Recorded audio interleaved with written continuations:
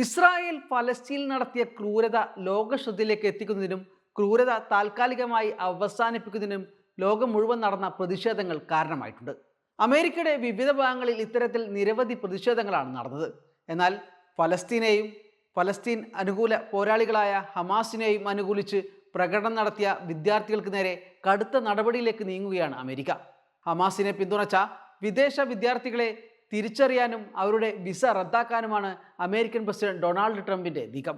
ഇതിനായി artificial intelligence ഉപയോഗിക്കാൻ US state department പദ്ധതിയിടുന്നുവെന്ന് Trump ഭരണകൂടത്തിലെ മുതിർന്ന ഉദ്യോഗസ്ഥനെ ഉദ്ധരിച്ച് ആക്സിയോസ് റിപ്പോർട്ട് ചെയ്യുന്നു. റിപ്പോർട്ട് അനുസരിച്ച് ആയിരക്കണക്കിന് വിദ്യാർത്ഥികളുടെ സോഷ്യൽ മീഡിയ അക്കൗണ്ടുകൾ AI സഹായത്തോടെ അവലോകനം ചെയ്താകും നടപടിയുണ്ടാവുക. ക്യാച്ച് ആൻഡ് റിവോക്ക് എന്ന പേരിൽ ഈ പദ്ധതി നടപ്പാക്കാനാണ് US സ്റ്റേറ്റ് ഡിപ്പാർട്ട്മെന്റ് തീരുമാനമെടുത്തിട്ടുള്ളത്. ഇസ്രായേലിനെതിരെ പ്രകടനം നടത്തിയ വിദ്യാർത്ഥികളുടെ വാർത്താ റിപ്പോർട്ടുകളും ജൂതവിരുദ്ധതയുമായി ബന്ധപ്പെട്ട റിപ്പോർട്ടുകളും ഇതിനായി പരിശോധിക്കും.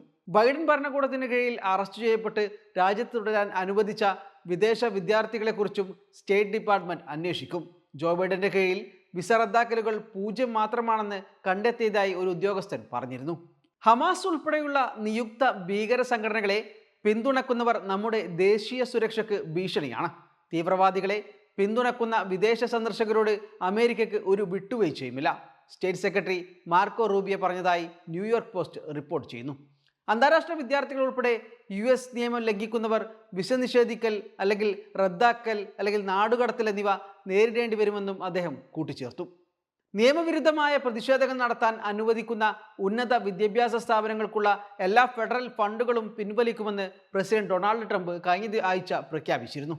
ഇതിനു പിന്നാലെയാണ് ഇസ്രായേൽ ക്രൂരതക്കെതിരെ ശബ്ദമുയർത്തിയതിന് വിദേശ വിദ്യാർത്ഥികളെ പുറത്താക്കാൻ നീക്കം നടത്തുന്നത്.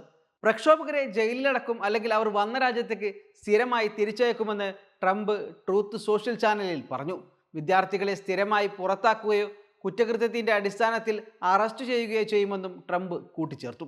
ജിഹാദിസ്റ്റ് അനുകൂല പ്രതിഷേധങ്ങളിൽ പങ്കെടുത്ത എല്ലാ വിദേശ പൗരന്മാരെയും അറിയിക്കുന്നു, ഞങ്ങൾ നിങ്ങളെ കണ്ടെത്തും, നാടുകടത്തും.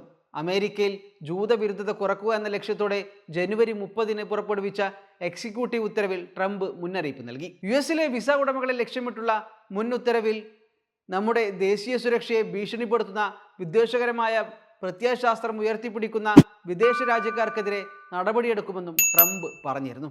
ഇതിനൊക്കെ പിന്നാലെയാണ് ഇപ്പോൾ വിദ്യാർത്ഥികളെ AI സഹായത്തോടെ കണ്ടെത്തി പുറത്താക്കാൻ നീക്കം നടക്കുന്നത്.